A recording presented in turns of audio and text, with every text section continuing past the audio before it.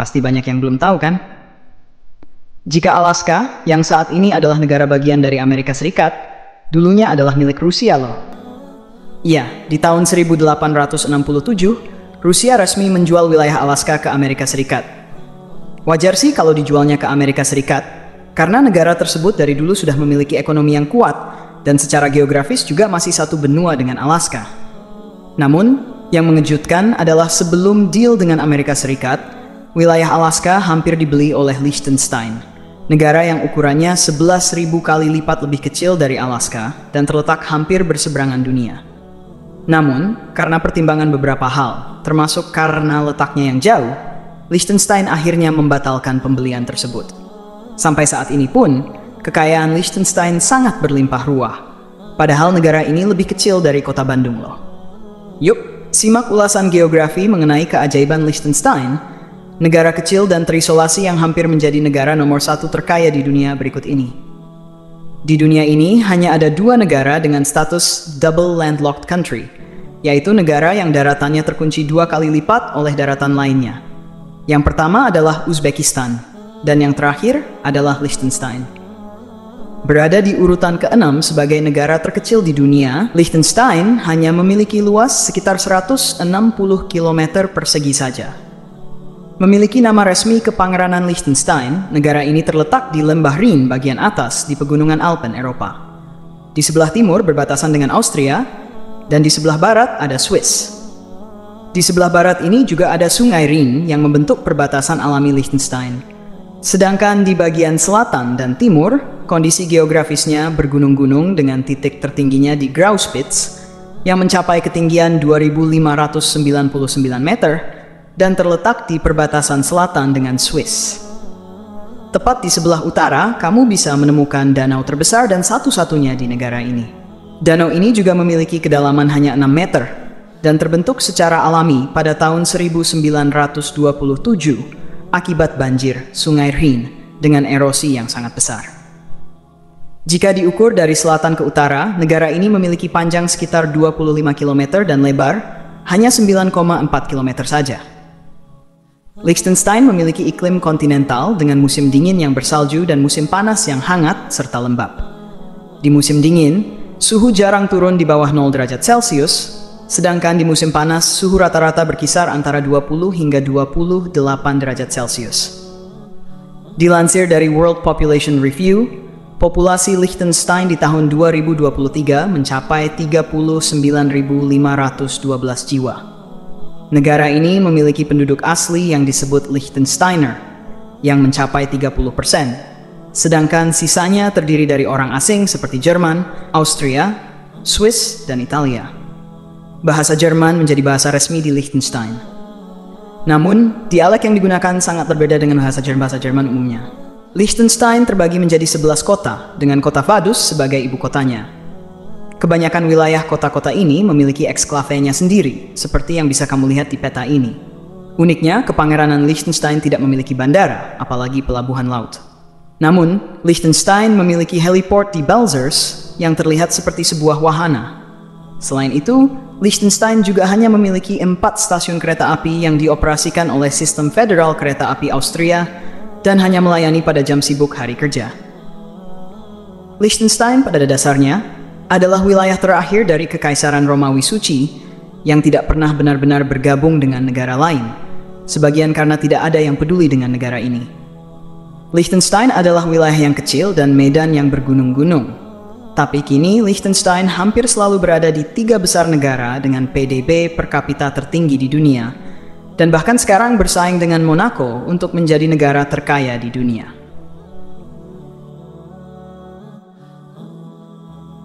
Dengan pendapatan PDB yang mencengangkan mencapai 170.000 dolar Amerika Serikat, Liechtenstein memiliki standar hidup tertinggi di dunia dan satu-satunya negara yang memiliki rasio utang terhadap PDB sebesar 0,5%. Hal ini dianggap tidak memiliki utang karena pemerintah dapat melakukan pembayaran tanpa tekanan dan bahkan memiliki ruang untuk meminjam lebih banyak. Sangat sulit menemukan negara lain yang mendekati. Namun, sekilas tidak jelas bagaimana pencapaian ini bisa diraih. Melihat kondisi geografis Liechtenstein yang bergunung-gunung dan tidak adanya akses ke laut, negara ini sangat buruk untuk perdagangan dan pembangunan. Ditambah, populasi yang kecil juga mempersulit pabriknya untuk bersaing secara global. Semua ini juga diperburuk dengan tidak adanya sumber daya alam yang layak untuk dieksploitasi. Jadi, bagaimana tepatnya kerajaan kecil ini berubah dari negara yang terpencil dan terisolasi, yang rakyatnya dahulu rata-rata adalah petani miskin, menjadi negara yang sangat kaya raya seperti sekarang. Pada pertengahan abad ke-19, Liechtenstein mengalami banyak gejolak untuk kemerdekaannya. Meskipun Kekaisaran Romawi telah runtuh, disusul jatuhnya Konfederasi Rin, dan kemudian pembentukan negara bersatu Jerman, Liechtenstein tetap tak tersentuh. Alasannya sangat klasik, yakni wilayah Liechtenstein tidak cukup menarik perhatian untuk dikuasai. Bahkan, keluarga penguasa Liechtenstein tidak pernah mengunjungi negara tersebut sampai tahun 1842, sekitar 123 tahun setelah memperoleh tanah sebagai sarana untuk mendapatkan hak suara di Kekaisaran Romawi. Terlepas dari kemerdekaannya, Liechtenstein terlalu kecil untuk bertahan hidup sendiri. Oleh karenanya, negara ini mengadakan serikat pabean dengan Kekaisaran Austria-Hungaria. Mereka sangat bergantung kepada kekaisaran tersebut untuk memenuhi kebutuhan pangan dan pasokan penting lainnya. Namun, hal ini justru memiliki keuntungan lain bagi Liechtenstein yang berhasil memikat produsen tekstil di Swiss untuk mendirikan pabrik di sana, menandai awal industrialisasi di negara ini. Namun, kemajuan industri ini sangat lambat karena kondisi geografis Liechtenstein yang keras, yang berimbas pada mahalnya harga barang-barang. Keadaan semakin buruk dengan pecahnya Perang Dunia Pertama, yang mengakibatkan terputusnya pasokan makanan dari Kekaisaran Austria-Hungaria yang sedang terlibat perang. Meskipun Liechtenstein mengambil sikap netral dalam Perang Dunia Pertama, negara ini yang disatukan dengan kekuatan pusat, harus tunduk pada embargo ekonomi yang keras yang diterapkan oleh kekuatan sekutu. Hasil Perang Dunia Pertama adalah kekalahan Blok Sentral, yang menyebabkan Kekaisaran Austria-Hungaria dibubarkan. Hal ini otomatis mengakhiri kerjasama antara Liechtenstein dan kekaisaran tersebut. Ditambah lagi, perusahaan tekstil dari Swiss juga ikut angkat kaki dari negara ini. Akhirnya, Liechtenstein dibebani utang yang sangat besar dari pembayaran impor makanan dari Swiss. Sudah miskin sebelum perang, setelahnya pun semakin miskin. Karena tidak dapat hidup mandiri secara ekonomi, Liechtenstein berhasil masuk ke dalam serikat pabean dengan Swiss. Hal yang sama terjadi sebelumnya dengan Kekaisaran Austria-Hungaria. Mungkin pada saat itu Swiss berpikir tidak masalah menolong negara kecil tetangganya, yang pada akhirnya juga sama saja dengan mengamankan penyangga negaranya. Meskipun pengaruhnya kecil terhadap Swiss, dampaknya bagi Liechtenstein sangat besar. Hal ini melekat pada perekonomian Liechtenstein yang berbasis pada franc Swiss, yang memiliki nilai stabil dan menjadi mata uang nasional. Kondisi semakin membaik seiring Pangeran Johan Tua menjual banyak harta berharga keluarga kerajaan untuk melunasi utang negara. Namun Liechtenstein masih menghadapi hambatan yang sama untuk berkembang. Kekurangan uang, pengetahuan teknis, dan populasi yang sedikit menghambat industrialisasi dengan cara yang sama seperti Swiss. Yang dibutuhkan adalah investor asing. Namun dengan kondisi geografis yang buruk dan kurangnya inisiatif nyata, negara ini terbukti tidak menarik bagi investor. Hal ini mendorong kebijakan baru yang radikal. Seiring dengan hadirnya konstitusi baru yang memberikan warga negara lebih banyak kekuatan politik, pajak dipotong hingga ke tingkat yang nyaris dapat diabaikan. Selain itu, dua undang-undang lainnya memungkinkan kebebasan yang belum pernah terjadi sebelumnya, serta memberikan perlindungan untuk mendirikan dan mengelola perusahaan.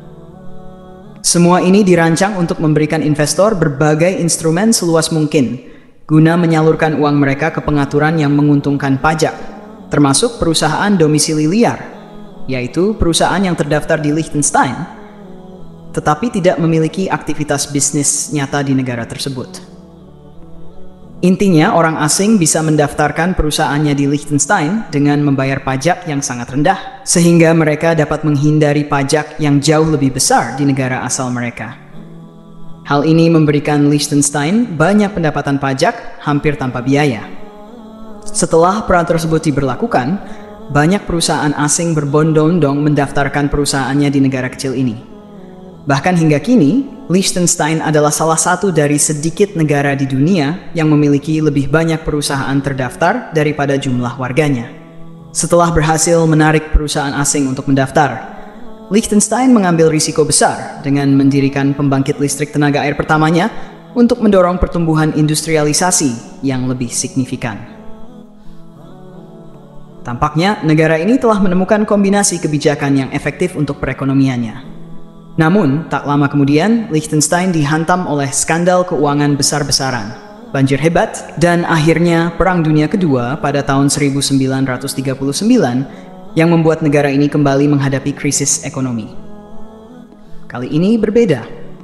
Perang Dunia Kedua membawa manfaat tak terduga. Gejolak perang membuka jalan bagi pengetahuan baru dalam teknis industri. Karena sebagian besar tenaga kerja Swiss dimobilisasi untuk berjaga-jaga menghadapi inflasi, Liechtenstein menerima pekerja tambahan. Hal ini mendorong banyak pabrik Swiss untuk mendirikan fasilitas di negara ini guna memproduksi amunisi dan komponen mesin yang lebih canggih. Meskipun perang merusak ekonomi global dan membuat banyak warga menderita, Liechtenstein berhasil menghindari konflik langsung dan keluar tanpa cedera dibandingkan negara-negara Eropa lainnya. Dalam beberapa dekade setelah Perang Dunia Kedua, Liechtenstein mengalami ekspansi ekonomi yang spektakuler hingga menjadi negara terkaya kedua di dunia setelah Monaco. Saat ini, industri utama di Liechtenstein mencakup elektronik, tekstil, instrumen presisi, manufaktur logam, perkakas listrik, baut jangkar, kalkulator, obat-obatan, dan produk makanan. Pertanian kecil dan ladang budidaya tersebar di wilayah Oberland maupun Unterland, menghasilkan gandum, jelai, jagung, kentang, produk susu, ternak, dan anggur. Ukuran wilayah membantu menjelaskan bagaimana negara terkecil keempat di Eropa dan keenam di dunia ini mampu mencapai kekayaan rata-rata $170.000 Amerika Serikat per orang per tahun, yang 164 kali lebih besar daripada rata-rata orang Haiti dan 682 kali lebih besar daripada rata-rata orang termiskin di dunia. Tentu saja, banyak faktor lain yang juga berperan, mulai dari lokasi geografis hingga budaya, serta kedekatan dengan negara-negara tetangga yang kaya. Namun, luas wilayah menunjukkan sedikit korelasi dengan kepadatan penduduk dan produk domestik bruto per kapita. Artinya, negara dengan wilayah kecil dan penduduk besar bisa saja menghasilkan pendapatan yang tinggi, atau bahkan sebaliknya. Kekayaan suatu negara lebih bergantung pada tingkat kebebasan ekonomi dan investasi modalnya daripada jumlah penduduk atau luas wilayahnya. Seperti yang telah kita lihat berkali-kali, orang yang bebas jauh lebih produktif dan sejahtera daripada orang yang tidak bebas. Kepemilikan pribadi, pemerintahan kecil, pajak rendah, dan kewirausahaan adalah formula yang andal untuk mencapai kemakmuran. Liechtenstein memiliki semua faktor tersebut dengan berlimpah. Dengan kata lain, kaya atau miskinnya suatu bangsa tidak tergantung pada luas tanah atau sumber daya alam yang mereka miliki.